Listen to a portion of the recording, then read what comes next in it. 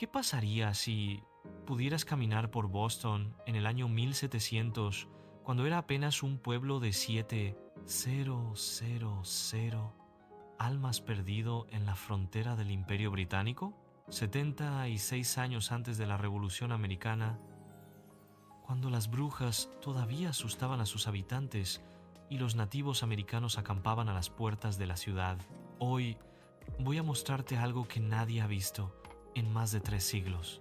Y lo que descubrí sobre esta época va a cambiar todo lo que creías saber sobre el nacimiento de América. Pero primero, ¿sabías que en 1700 Boston era más rica que Nueva York? Aquí está el problema. El Boston de 1700 ha sido completamente borrado. No solo físicamente, porque casi ningún edificio de esa época sobrevive, sino también de nuestra imaginación colectiva.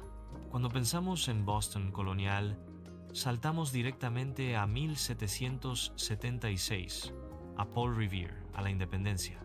Pero hay una ciudad anterior que nadie recuerda, una ciudad más oscura, más extraña, más fascinante. En 1700, Boston no era América, era Inglaterra trasplantada. Sus habitantes todavía se llamaban a sí mismos ingleses. El rey Guillermo III gobernaba desde Londres.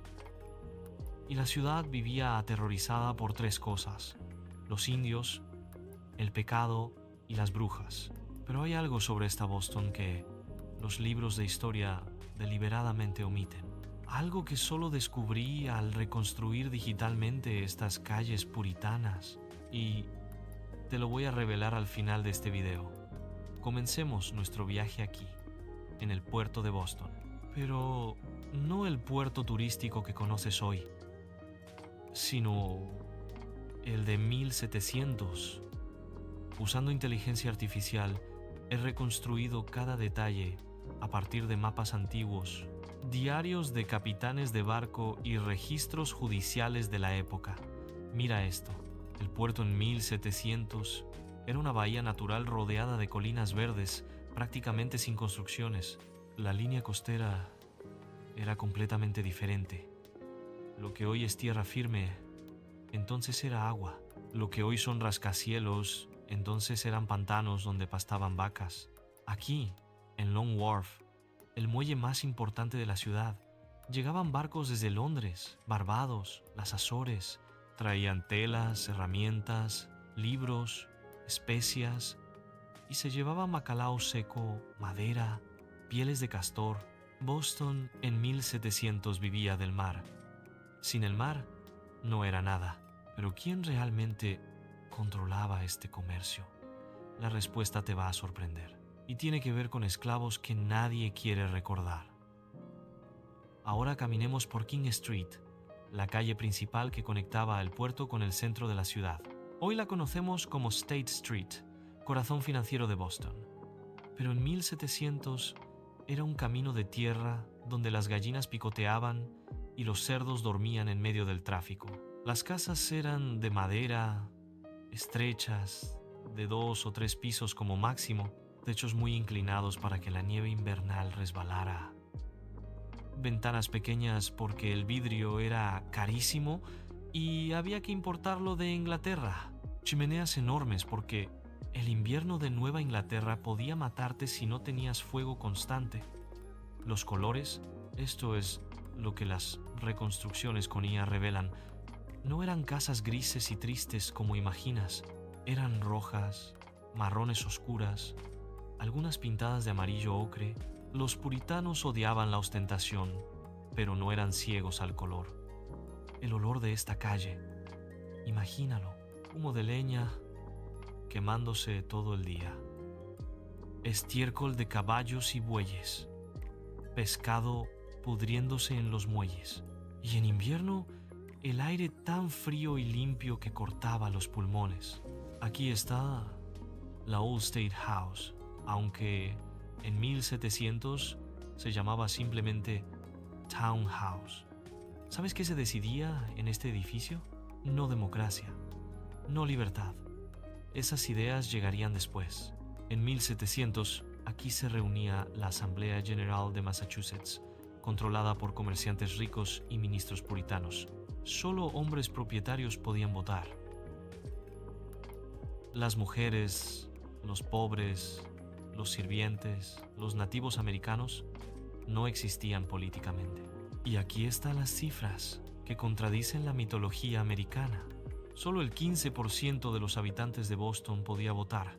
La ciudad tenía más de 400 esclavos africanos y nativos. Las mujeres no podían poseer propiedades. Asistir a la iglesia era obligatorio por ley. Boston en 1700 no era la cuna de la libertad. Era una teocracia mercantil. Y esa verdad incómoda está a punto de complicarse más. Y llegamos al lugar más importante de Boston en 1700, la Old South Meeting House. No, perdón, en 1700 todavía no existía ese edificio. Lo que había era la First Church, construida en 1632. Aquí está el corazón del poder puritano. Esto no era solo una iglesia, era el tribunal, el centro comunitario, el lugar donde se tomaban todas las decisiones importantes. Los domingos la asistencia era obligatoria. Si no ibas a misa, te multaban. Si te dormías durante el sermón de 3 horas, el guardián de la iglesia te golpeaba con un palo largo que tenía una bola en la punta. No es broma. Hay registros judiciales que lo documentan. ¿Recuerdas que te pregunté quién realmente controlaba Boston? No era el gobernador nombrado por el rey. Eran los ministros puritanos. Ellos decidían qué se podía leer, cómo vestir, con quién casarse, incluso qué nombres poner a tus hijos. Y aquí está lo que los libros de historia omiten. Boston, en 1700, todavía estaba obsesionada con las brujas. Los juicios de Salem habían terminado apenas 8 años antes, en 1692. Las mismas personas que quemaron a 20 inocentes acusados de brujería todavía caminaban por estas calles. Algunos eran líderes respetados de la comunidad. Boston en 1700 era hermosa a su manera austera, pero estaba construida sobre miedo y fanatismo religioso. Ahora hablemos de algo que hace esta reconstrucción especialmente perturbadora: la esclavitud. Sí, en Boston, en 1700, la gente piensa que la esclavitud era solo del sur. Falso. En 1700, Boston tenía una próspera economía esclavista, no en plantaciones, sino en hogares, talleres, muelles. Los barcos de Boston navegaban a África, compraban esclavos, los llevaban al Caribe y con las ganancias compraban melaza para hacer ron en Massachusetts. Era el infame comercio triangular y Boston estaba en el centro. Esta casa que ves reconstruida con IA pertenecía a un comerciante llamado Samuel Sewall. Tenía esclavos, pero en 1700 publicó el primer tratado antiesclavista de América, The Selling of Joseph. La contradicción es fascinante. Poseía esclavos y al mismo tiempo argumentaba que la esclavitud era pecado. Boston en 1700 era eso, un nudo de contradicciones. Hablaban de libertad religiosa, pero perseguían cuáqueros. Citaban la Biblia, pero comerciaban con seres humanos. Soñaban con una ciudad sobre la colina, pero construían muros para mantener a los nativos americanos afuera. Hablemos de esos nativos americanos. Porque en 1700 Boston todavía estaba rodeada de territorios indígenas. Los Wampanoag, los Massachusetts, los Nipmuc, pueblos que habían vivido aquí miles de años antes de que llegara el primer puritano. Solo 25 años antes, en 1675, había estallado la guerra del rey Felipe. Fue la guerra más sangrienta per cápita en la historia de América. 1/3 de los pueblos de Nueva Inglaterra fueron destruidos. Miles murieron en ambos bandos. En 1700, Boston todavía estaba traumatizada. Las familias todavía recordaban ataques, incendios, secuestros, y los nativos recordaban masacres, traiciones, tierras robadas. Esta reconstrucción con IA muestra algo inquietante. La valla de madera que rodeaba Boston era una fortificación contra posibles ataques. Boston, en 1700, era una ciudad asediada, paranoica, convencida de que el bosque oscuro que la rodeaba escondía amenazas. Y aquí está la verdad que nadie quiere admitir. Esas amenazas las habían creado ellos mismos, invadiendo territorios, rompiendo tratados, tratando a los nativos como salvajes. Boston en 1700 cosechaba lo que había sembrado. Pero la vida en Boston en 1700 no era solo miedo y religión. También había comunidad, trabajo duro y un tipo extraño de belleza austera. Las tabernas eran el corazón social. Aquí los hombres bebían cerveza oscura y sidra. Discutían política, hacían negocios. Las tabernas tenían nombres como The Green Dragon o The Bunch of Grapes. Los artesanos trabajaban madera, herraban caballos, hacían barriles, construían barcos. Boston en 1700 era famosa por sus astilleros. Los mejores barcos de Nueva Inglaterra se construían aquí. Las mujeres hilaban lana, horneaban pan, cuidaban niños, mantenían huertas. Su trabajo era invisible pero esencial. Sin ellas Boston habría colapsado. Y los niños trabajaban desde los 6 o 7 años. Aprendían oficios, ayudaban en granjas, cuidaban animales. La infancia como concepto no existía todavía. Ahora la parte que la mayoría de las reconstrucciones románticas ignoran: la enfermedad, la muerte infantil, la brevedad brutal de la vida. En 1700, 1 de cada 3 niños moría antes de cumplir 5 años. Viruela, disentería, sarampión. Las epidemias arrasaban familias enteras en semanas. No había hospitales. Había curadores que sangraban pacientes con sanguijuelas. Había comadronas que asistían partos con cero conocimiento de higiene. Había ministros que decían que la enfermedad era castigo divino por el pecado. La esperanza de vida promedio era 45 años. Si llegabas a los 50, eras un anciano. Y aquí están los números que rompen cualquier nostalgia. Mortalidad infantil, 30% mujeres que morían en el parto, 1 de cada 8.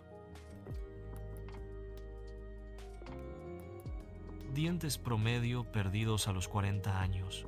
Más de la mitad Boston en 1700 era hermosa desde lejos. De cerca, olía a muerte. ¿Recuerdas que te dije que descubrí algo que los libros de historia omiten deliberadamente? Es esto. Boston en 1700 no era el principio de la libertad americana. Era lo opuesto.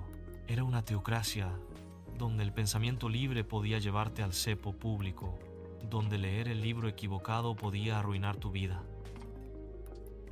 donde cuestionar al ministro podía hacer que te expulsaran de la ciudad. La libertad que asociamos con Boston, esa vendría después, tardaría 2 generaciones más. Llegaría en 1776, cuando los nietos de esta gente de 1700 finalmente dijeran basta a la tiranía.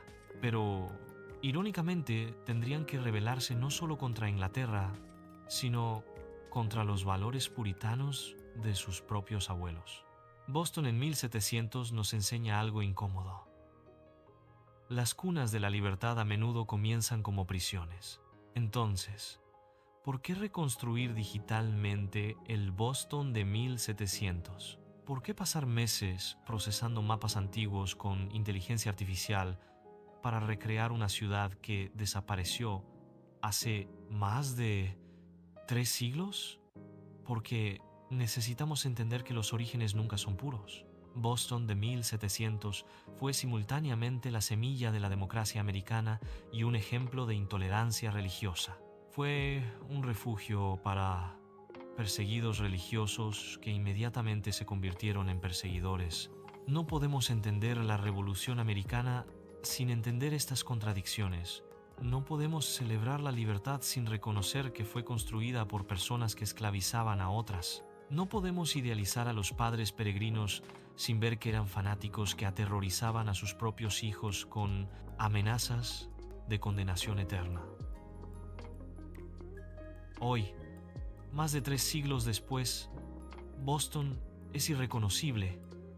Donde había pantanos, hay autopistas. Donde pastaban vacas, se alzan rascacielos de cristal. Donde se quemaban brujas, hay universidades de élite mundial.